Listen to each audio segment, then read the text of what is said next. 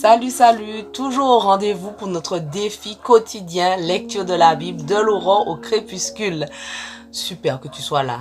Continue comme ça. Merci Seigneur, vraiment. Continue à nous bénir, continue à nous parler, Seigneur, à travers ta parole. Et merci encore pour toutes ces histoires que nous redécouvrons et pour tout ce que tu nous dis déjà personnellement. Continue à nous parler et à nous aider à comprendre le passage du jour au nom de Jésus. Amen. Alors, on continue notre histoire. Genèse 27, verset 22. Jacob s'approcha donc d'Isaac, son père, le tâta et dit, « La voix est celle de Jacob, mais les mains sont celles d'Ésaü. » Comme les mains de Jacob étaient couvertes de poils comme celles d'Ésaü, son frère, son père ne le reconnut pas et il lui donna sa bénédiction. Mais auparavant, il lui redemanda, « Es-tu bien mon fils Ésaü ?» Et Jacob répondit, « Oui. » Alors Isaac lui dit, « Sers-moi donc que je mange du produit de la chasse de mon fils pour te donner ensuite ma bénédiction. » Jacob le servit et Isaac mangea. Il lui apporta aussi du vin que son père but. Puis Isaac, son père, lui dit, « Approche-toi, viens m'embrasser, mon fils. » Jacob s'approcha et l'embrassa. Isaac sentit l'odeur de ses habits, puis il le bénit en ces termes. « Oui, l'odeur de mon fils est comme la senteur d'un champ béni par l'Éternel. Alors que Dieu t'accorde la rosée qui descend du ciel, qu'il rende tes terres fertiles, qu'il te donne avec abondance du froment et du vin, que des nations te soient assujetties, que devant toi des peuples se prosternent, sois le chef de tes frères, que les fils de ta mère s'inclinent devant toi. Maudit soit qui te maudira, béni soit qui te bénira. » Lorsqu'Isaac eut fini de bénir Jacob, celui-ci le quitta. Ésaü, son frère, rentra alors de la chasse.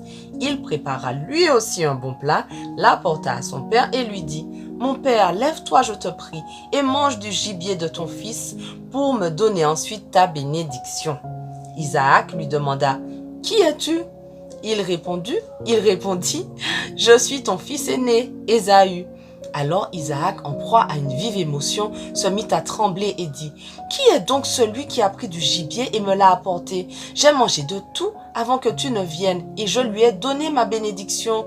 Maintenant il sera béni. » Quand Ésaü entendit les paroles de son père, il poussa un grand cri plein d'amertume et supplia son père, « Moi aussi mon père, bénis-moi. » Isaac lui répondit, « Ton frère est venu et il a extorqué ta bénédiction par ruse. » Ésaü dit, « Est-ce parce qu'on l'appelle Jacob, le trompeur, qu'il m'a trompé par 2 fois? D'abord il a pris mon droit d'aînesse et maintenant voilà qu'il m'enlève ma bénédiction. » Et il ajouta, « N'as-tu pas de bénédiction en réserve pour moi? » Isaac lui répondit, « Voici que j'ai fait de lui ton maître et je lui ai donné tous ses frères pour serviteurs. Je l'ai pourvu de blé et de vin. Que puis-je donc faire pour toi, mon fils? » Ésaü dit à son père, « Ne possèdes-tu qu'une seule bénédiction, mon père? Bénis-moi, moi aussi, mon père. » Et il se mit à pleurer à grands cris.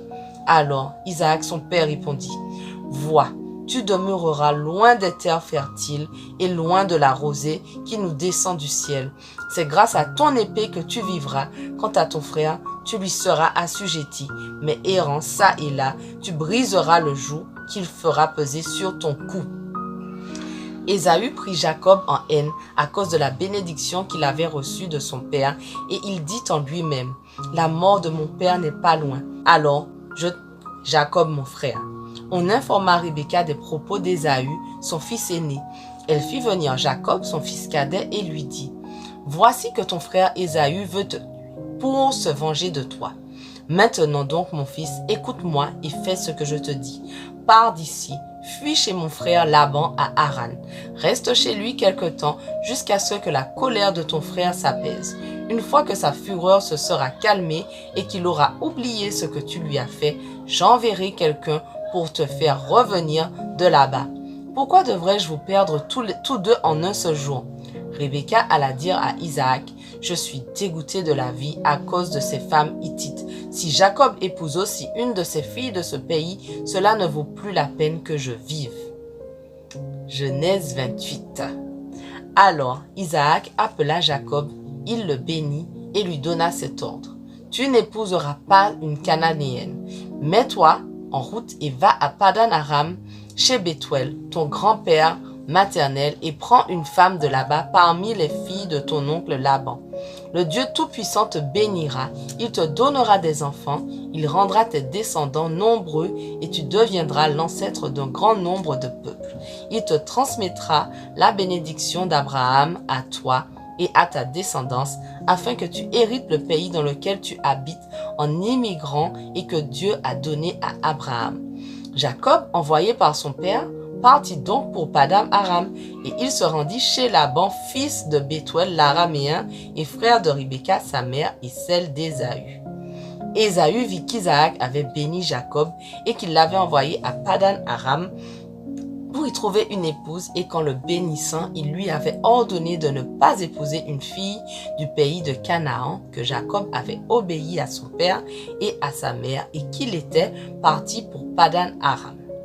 Il comprit alors que les filles de Canaan étaient mal vues de son père. Ésaü se rendit chez Ismaël, fils d'Abraham, et épousa en plus de ses autres femmes, sa fille Mahalat, la sœur de Nébaïoth.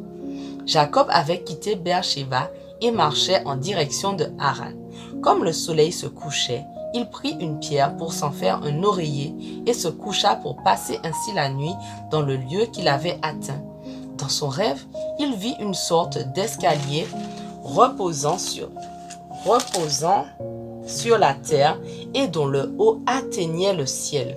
Et voici que des anges de Dieu montaient et descendaient cet escalier. L'Éternel lui-même se tenait tout en haut et lui dit: Je suis l'Éternel, le Dieu d'Abraham, ton ancêtre, et le Dieu d'Isaac. Cette terre sur laquelle tu reposes, je te la donnerai à toi et à ta descendance. Elle sera aussi nombreuse que la poussière de la terre. Elle étendra son territoire dans toutes les directions, vers l'ouest et l'est, vers le nord et le sud. Par toi et par elle, toutes les familles de la terre seront bénies. Et voici, je suis moi-même avec toi, je te garderai partout où tu iras, et je te ferai revenir dans cette région. Je ne t'abandonnerai pas, mais j'accomplirai ce que je t'ai promis. Jacob s'éveilla et s'écria: Assurément, l'Éternel est en ce lieu, et moi je l'ignorais. Il fut saisi de crainte et ajouta: Ce lieu est redoutable. Ce ne peut être que le sanctuaire de Dieu. C'est ici la porte du ciel. Le lendemain de grand matin, il prit la pierre sur laquelle avait reposé sa tête, il la dressa en stèle et répandit de l'huile sur son sommet. Il appela cet endroit Béthel, maison de Dieu. Auparavant, la localité s'appelait Luz. Puis, il fit le vœu suivant: Si Dieu est avec moi, s'il me protège au cours du voyage que je suis en train de faire, s'il me fournit de quoi manger et me vêtir, et si je reviens sain et sauf chez mon père, alors l'Éternel sera mon Dieu. Cette pierre que j'ai dressée comme stèle deviendra un sanctuaire de Dieu, et je t'offrirai le 10e de tous les biens que tu m'accorderas. Voilà, notre passage du jour s'achève, mais notre défi continue dès demain. On ne lâche rien. Allez, sois béni.